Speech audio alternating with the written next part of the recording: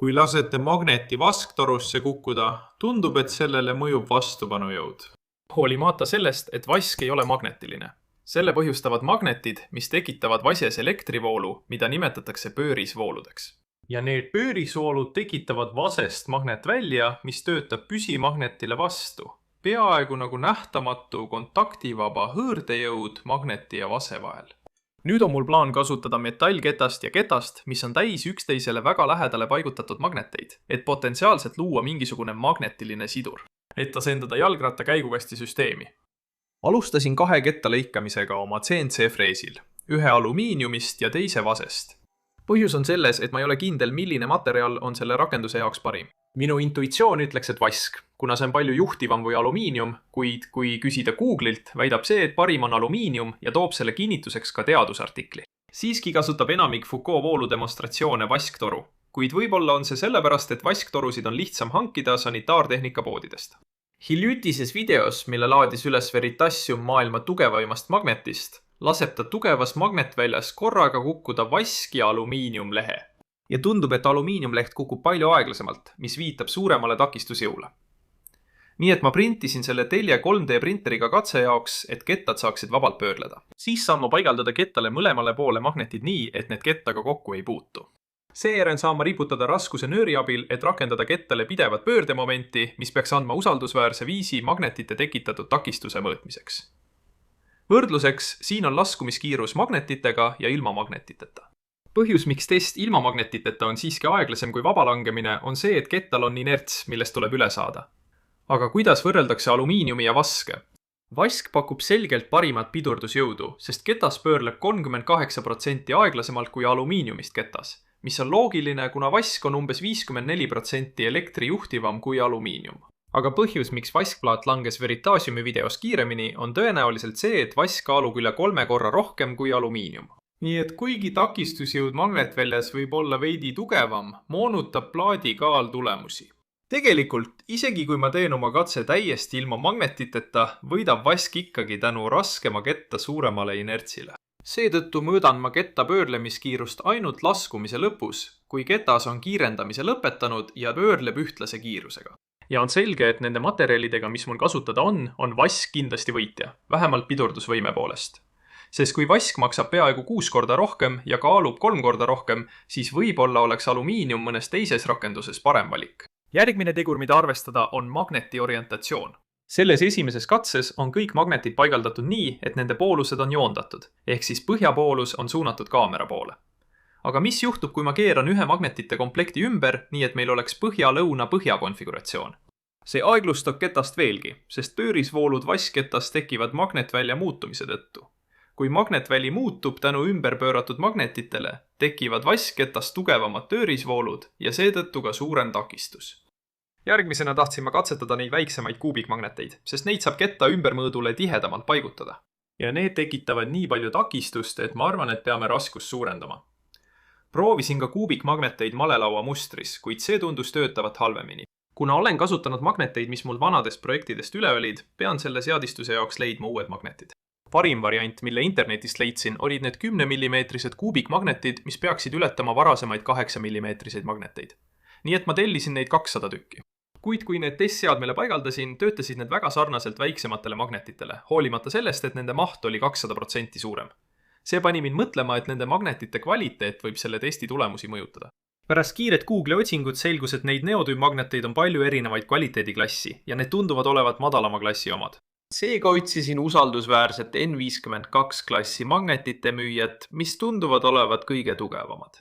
Need olid 2 korda kallimad, aga on selge miks. Kui kinnitasin odavad magnetid oma kruustangi külge, suutsin nende alla riputada ühe 1,2 kilose raskuse. Aga N52 klassi magnetiga suutis see hoida umbes 2,5 korda rohkem. Seejärel printisin nendele uutele magnetitele kinnituse ja nagu näete, tekitavad need nii palju takistust, et ketas vaevu liigub. Nüüd, kui me teame, et nende kvaliteetsete magnetite ja selle vaskketta kombinatsioon tekitab nii suure takistusjõu, kuidas me selle rattale paigaldame? Minu esialgne plaan oli kinnitada vaskketast tagumise ratta kodarate külge, nagu ma olen varem kinnitanud vihmarattaid elektrimootori ajamite jaoks. Aga üks probleem on selles, et kodarad ei ole mõeldud täpseks kinnituskohaks. Seega on väga raske panna vasketas ideaalselt sirgelt pöörlema, et vältida väikeste vahedega magnetite vahele sattumist. Ainus teine võimalus on kinnitada kõik sellele ruumukeermele, mis on mõeldud ainult ühele hammasrattale. Nii et me peame mahutama vaskketta, magnetitega ketta ja hammasratta sellesse 12,5 mm laiusesse keermele, millel on ka 2 erinevat läbimõõtu ja keerme suunda, millest suurim on ilmselt tavaline jalgratta imperiaalne keere läbimõõduga 1,37 tolli ja 24 keermet tolli kohta. Mis teeb asja ilmselgelt veidi keeruliseks, sest ma ei saa seda keermet täpselt ise treida. Aga õnneks on meil lahendus olemas, sest Formlabs saatis mulle oma Form 3 Plus printeri ja natuke nende Rigid 4K vaiku. See 3D printer töötab nii, et kõvendab vaiku UV-laseriga.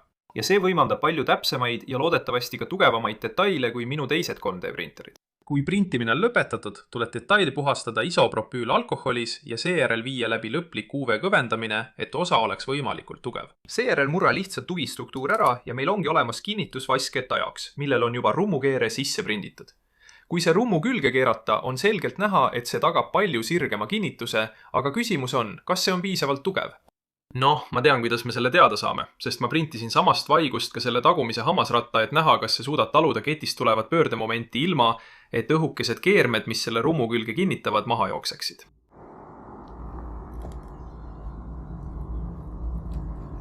Ja üllatuslikult töötas see üsna hästi umbes 1 miili jagu vahenduvat sõitu tasasel teel ja kergetel tõusudel. Kuni juhtus see. See tundub projekti jaoks suur probleem, kuid see andis mulle siiski kasulikku teavet. Nagu videost näha, hakkasid praod tekkima hammasratta hammaste juurest ja liikusid sissepoole rummu suunas, mis viitab sellele, et rumm ei olnud nõrk koht, vaid hoopis hammasratta konstruktsioon, sest see ei saa olla paksem kui 3 mm ja samas ketiga sobituda. Järgmine samm on lõigata suur vaskketas, mis moodustab pool magnetsidurist ja hakkab otse tagaratast vedama. Seejärel on meil vaja palju magneteid, mis kinnitatakse vabalt pöörlevale rummule, mida ajab kett.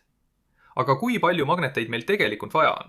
Ma läksin tagasi katsepingi juurde ja kasutasin seda veeanumat, et muuta teljele riputatud raskust, mis muudab otseselt kettale mõjuvat pöördemomenti. See näitas, et ketta pöörlemiskiirus on võrdeline rakendatud pöördemomendiga. Nii et kui me joonistame graafiku pöördemomendi ja pöörlemiskiiruse kohta, saame ilusa sirgjoone. Järgmine asi, mida testida, on see, kuidas magnetite arv mõjutab pöörlemiskiirust. Nii et igas katses oli erinev arv magnetikomplekte, kus igas komplektis oli 4 magnetit, kuna mul on 2 ees ja 2 taga.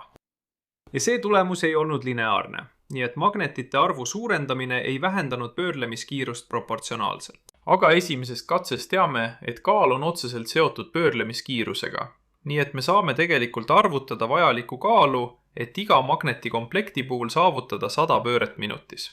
See annab meile nüüd konstantse pöörlemiskiiruse väärtuse erineva pöördemomendi juures ning seda saab kasutada hajuvõimsuse arvutamiseks, mis, kui me joonistame graafiku 100 pöörde minutis võimsuse kohta, annab sirgjoone. See tähendab, et magnetite arv on otseselt seotud jõuülekandega siduri kaudu, mitte pöörlemiskiirusega. Seejärel leidsin internetis selle kalkulaatori, mis arvutab välja, kui palju võimsust on vaja rattaga teatud kiirusel sõitmiseks. Oletame siis, et tahame sõita 10 miili tunnis, siis vajame umbes 68 vatti võimsust. Testide põhjal tean, et 5 magnetikomplekti suudavad 100 pöörde juures minutis toota 7,8 vatti. See tähendab, et mul on vaja 44 magnetikomplekti ja kuna igas komplektis on 4 magnetit, siis kokku on vaja 176 magnetit. Aga siin on üks konks. See 100 pööret minutis on kiirusevahe vase ja magnetite vahel, mis 10 miili tunnis juures tähendab, et tagaratas ja seega ka vaskketas pöörlevad 135 pöördega minutis. Nii et magnetid peavad pöörlema 100 pööret minutis kiiremini, ehk siis 235 pöördega minutis.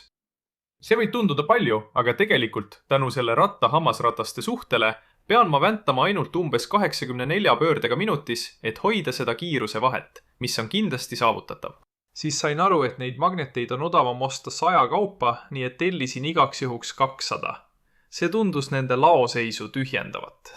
Ja kui mul on 200 magnetit, tähendab see 50 komplekti, mis peaksid ideaalselt sobima ümber vaskketta perimeetri. Seejärel pressisin mõned laagrid adapterile, mis sobib rummu väiksema keermega. Need laagrid saab seejärel pressida tagumise hammasratta sisse, millel on ka kinnitusavad teise ketta jaoks, mida kasutatakse magnetite kinnitamiseks ja mille lõikasin alumiiniumlehest. Kui kõik on rattale paigaldatud, on lihtsam aru saada, kuidas see kõik tööle hakkab. Kett keerutab alumiiniumketast, mis hakkab lõpuks hoidma 200 magnetit ja pole laagrite tõttu üldse seotud tagaratta ega vassketta pöörlemisega. Nii et pedaalid ja tagaratas pöörlevad teineteisest täiesti sõltumatult ning ainus viis tagaratast liigutada on magnetite kaudu, tekitades voolu vaskkettas. Seejärel printisin magnetihoidja 3-mõõtmeliselt, formtriil läbipaistvast vaigust ja need tulid tõesti ilusad välja. Magnetid saab seejärel ümberpööratud polaarsusega paika suruda ja kinnitada alumiiniumkettale baaripoldiga. Pedaale keerutades on selgelt näha, et magnetid mõjutavad tagaratast, mis on väga palju lubav, sest see on vaid 10% lõplikust magnetite arvust. Aga on üks väike probleem. Kett jääb nende külge kinni. Selle vältimiseks tuleb magnetid ketist kaugemale paigutada, mis tähendas rummu osade ümberdisainimist ja uute detailide printimist, et sidur liiguks ratta poole ning ka paksemat alumiiniumketast, et see magnetite koormuse all ei painduks. Kuna magnetid kleipuvad ka kodarate külge, pidin kodarad kaablisidemetega kokku tõmbama, et need sidurist eemale viia. See ei ole küll konstruktsiooniliselt ideaalne lahendus, aga tegemist on prototüübiga. Nüüd saavad magnetid vabalt pöörleda, ilma et nad keti, kodarate või terasest rattaraami külge kinni jääksid. Ja me saame aimu, kuidas see sidur kiirendab ratast, kui pedaalid pöörlevad, ning rakendab pidurdusjõudu, kui pedaalid seisma jäävad. Nüüd on vaja vaid ülejäänud 180 magnetit paigaldada, et loodetavasti suurendada siduri kaudu pöördemomendi ülekannet. Ja kui tagaratas on lukus, on pedaalidel tohutu vastupanu, kuid magnetid suudavad siiski pöörleda. Ja kui pedaalid on lukus, suudab ka ratas pöörleda ning kogeb siduri kaudu sama vastupanu. Kui aga mõlemad saavad vabalt pöörleda, ajavad pedaalid tagaratast kergesti ning pidurdusjõud peatab ratta peaaegu koheselt. Ma arvan, et on aeg seda asja testida ja vaadata, kas me suudame tõesti magnetite jõul liikuda. Lähme! Okei, see nagu töötab. See tunne on lihtsalt selline, nagu ma oleksin väga madalas käigus. Vaatame, mis juhtub, kui ma lõpetan mäntamise. Ma tunnen seda vastupanu tõesti. Magnetite kaudu. Pööra ümber. Nüüd mägi. Natuke raske on. Suudaan ikka veel liikuda. Ma ei saa hetkel eriti kiirust üles. Proovi kiiremini väntata.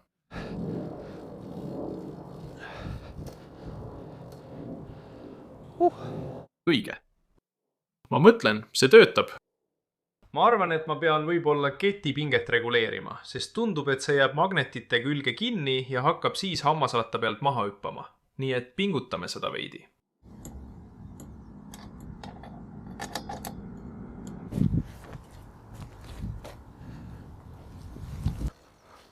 Teoorias, mida kiiremini ma väntan, seda rohkem pöördemomenti see peaks andma, vähemalt minu varasemate testide põhjal. Aga praegu ma lihtsalt ühtlustan vaskrõnga kiirust. Ja kui ma väntamise lõpetan, siis ma tunnen tõesti seda vastupanu. See on tõesti kummaline tunne, sest ma ei ole otseselt tagarattaga ühendatud, nii et kui ma liiga palju jõudu rakendan, tundub peaaegu nagu ma keerutaks ratast tühjalt. Tagarattaga on väga raske hoida ühtlast väntamiskiirust. Olgu, ja nüüd lukustame pedaalid. Nii et see pole päris nii tugev kui tavaline pidur. Aga see aeglustab seda veidi.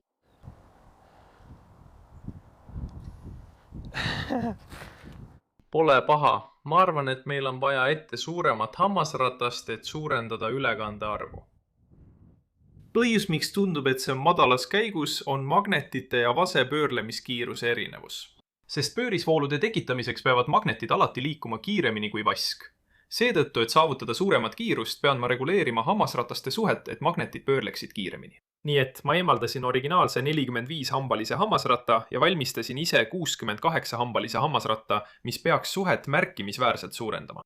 Ja selle läbimõõt on 280 mm, mis on selle jalgratta raami suuruse piir. Õnneks on uute kettide ostmisel need veidi pikemad, kui enamik rattaid vajab, nii et ma ei pidanud 2 keti ühendamiseks lisapikkust juurde tegema. see aitas tõesti rattasõidul, kuna ma suutsin tasasel pinnal sõites hoida üsna varalikku kiirust. Seda magneetilist sidurit on raske täpselt kirjeldada, kuna see on nii ainulaadne. Kui sõidad siledal tasasel pinnal ja magnetid pöörlevad kiiremini kui ratas, siis määrab tagarattale jõu see, kui kiiresti sa väntad. Samuti tundub pidurdusjõud suurel kiirusel palju tugevam, kuna magnetite ja vase pöörlemiskiiruste erinevus on suurem. Seega ei sobi see hästi ratta täielikuks peatamiseks. Aga kui soovid lihtsalt veidi kiirust maha võtta, on sellel kindlasti eeliseid tavalise piduri ees, kuna puudub kontaktne hõõrdumine, mis säästab piduriklotse. Ja see on selle süsteemi heade omaduste kokkuvõte. Kas ma soovitaksin sul seda oma rattale ehitada? Kindlasti mitte. Näed, ülesmäge sõites jääb see tõesti hätta. Parim viis seda kirjandada on, et see on nagu liival sõitmine. Iga pedaali pööre nõuab palju jõudu ja sa liigud vaevu edasi. Võid tunduda, et sõida madala käiguga, sest pedaali pöörlevad kiiremini, kui ratas liigub. Aga kuna magnetite ja vase pöörlemiskiiruse erinevus on nii suur, on ka takistus väga kõrge. Nii et ma surun pedaalidele palju jõudu, aga ei liigu kuhugi. Kui juba mitte kuhugi jõudmisest rääkida, siis ma olin pärast selle suhteliselt kerge mäe ülessõitmist täiesti kurnatud. Ja kui sa mõtled, kuhu kogu mu energia kadus? Noh, kui ma koju jõudsin, võtsin välja oma termokaamera. Ja loodetavasti teeb see asja natuke selgemaks. Jah, vaskketas on soojenenud umbes 20 Celsiuse kraadi, mis arvestades vase erisoojust ja selle ketta massi tähendab umbes 8000 džauli raisatud energiat. Ma lootsin, et see simuleerib mingil määral pidevalt muudetava ülekandega käigukasti, kus saaksid väntata endale sobiva kiirusega ja sidur muudaks pöörde momendi vastavalt sellele, kui järsk on maapind, millel sa sõidad. Kuid raisatud soojusenergia muudab sõitmise palju raskemaks ja seetõttu ei näe ma sellel mingit eelist otseketi ajamiga võrreldes. Aga noh, mul oli üks idee ja ma tahtsin seda proovida.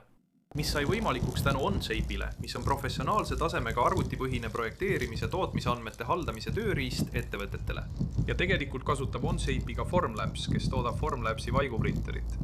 OnShape'i lõid tegelikult samad asutajad, kes SolidWorksi, sest nad nägid, et insenerimeeskonnad vajavad kaasaegsemaid tootearendustööriistu. Nii et nad lõid OnShape'i täiesti nullist. Ja erinevalt teistest CAD-programmidest kasutab OnShape pilvepõhist arhitektuuri, mis võimaldab reaalajas koostööd, seda saab kasutada mobiilides ja tahvelarvutites ning palju muud. Lisaks tähendab see null krahhi, mis omakorda tähendab, et töö ei lähe kaotsi. Nad lisavad iga kuu pidevalt uusi funktsioone ja üks peagi saabub suur uuendus, mida ma väga ootan, on professionaalse tasemega CAM-i ehk arvutipõhise tootmise lisamine, sest see muudab minu jaoks G-koodi genereerimise CNC freesi jaoks palju lihtsamaks. Kokkuvõttes võimaldab OnShape inseneri ja disainimeeskondadel töötada palju tõhusamalt. Nii et kui sina või sinu ettevõtte soovite OnShape'i tasuta proovida, minge aadressile onshape.pro/Tom Stanton või vaadake allpool olevat linki kirjelduses.